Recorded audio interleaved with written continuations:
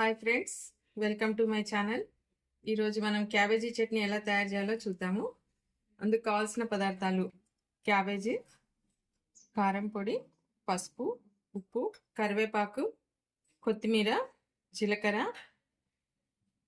మెంతుల పొడి అండి. మనం జీలకర్ర మెంతులు వేయించి పెట్టుకున్నాను.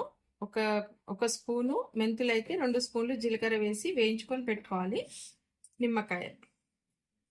ఇప్పుడు మనం క్యాబేజీ చట్నీ ఎలా తయారు చేయాలో చూద్దాం. స్టవ్ వెలిగించి బాండి పెట్టుకుందామండి. పెట్టుకొని ఫస్ట్ మనం బాండి హీట్ ఎక్కాక ఆయిల్ వేసుకుందాము. ఇది చట్నీ కాబట్టి మనకు కొంచెం ఆయిల్ ఎక్కువనే పడుతుంది.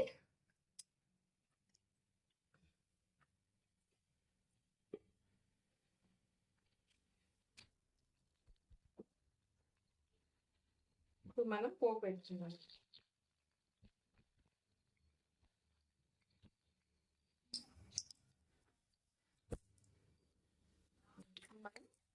కొంచెం శనగపప్పు, కొన్ని ఆవాలు,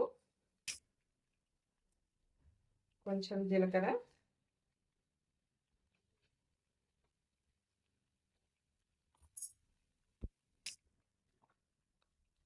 కొంచెం వేగాక కరివేపాకు.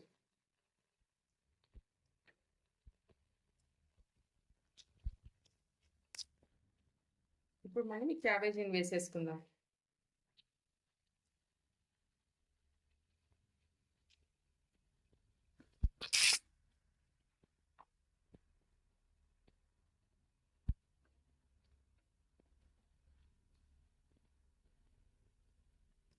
ఇంట్లోనే కొంచెం పసుపు కూడా వేసేసుకున్నామండి. కొంచెం పసుపు ఆయిల్లో వేసినప్పుడే బాగుంటుంది.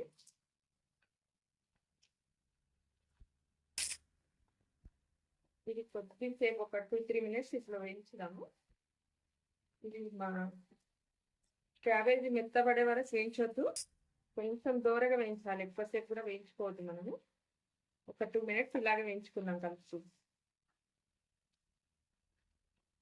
ఈ 2 మినిట్స్ కూడా మనము పెద్ద ఫ్లేమ్ పైన వేయించుకోవాలి, చిన్నగా పెట్టొద్దు, ఎందుకంటే మళ్ళీ నీరు ఉంటుంది. ఇప్పుడు ఈ 2 మినిట్స్ ఇలా వేయించాక దీంట్లో కారం మనకు తగినంత వేసుకోవచ్చు. చట్నీ కాబట్టి మనం కొంచెం ఎక్కువ వేస్తేనే బాగుంటుంది. తగినంత మెంతులు జీలకర్ర పొడి, ఇందాక నేను చూపించాను కదా, అది గ్రైండ్ చేసి పెట్టుకున్నాను. మెంతులు జీలకర్ర పొడి. ఇప్పుడు మనం దీన్ని కలిపేసుకున్నాము. ఒక 2 మినిట్స్ ఇలాగే కలుపుకోవాలండి మనం దీన్ని.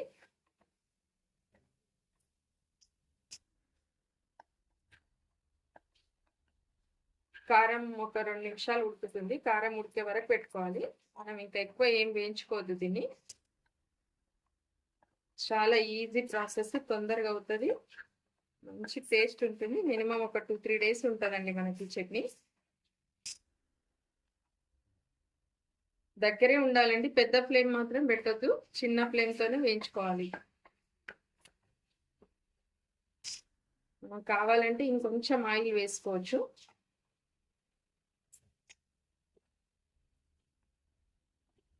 చట్నీ కాబట్టి కొద్దిగా ఆయిల్ మనకి ఉంటేనే బాగా అనిపిస్తుంది, టేస్ట్ కూడా వస్తుంది. ఒక 2 మినిట్స్ అండి, కారం ఉడికే వరకు మాత్రమే. మనకి ఇది బాగా ఉడికిపోయింది, మంచిగా ఉడికిపోయింది. ఇప్పుడు మనము హాఫ్ నిమ్మకాయ, ఇలా హాఫ్ నిమ్మకాయ పిండేసుకోవాలి. నిమ్మకాయ ఎక్కువ ఉంటేనే బాగుంటుంది.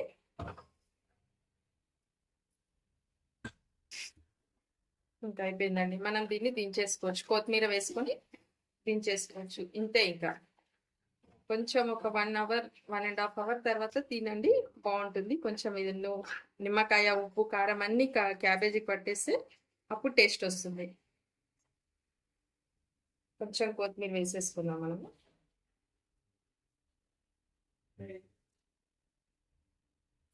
కొత్తిమీర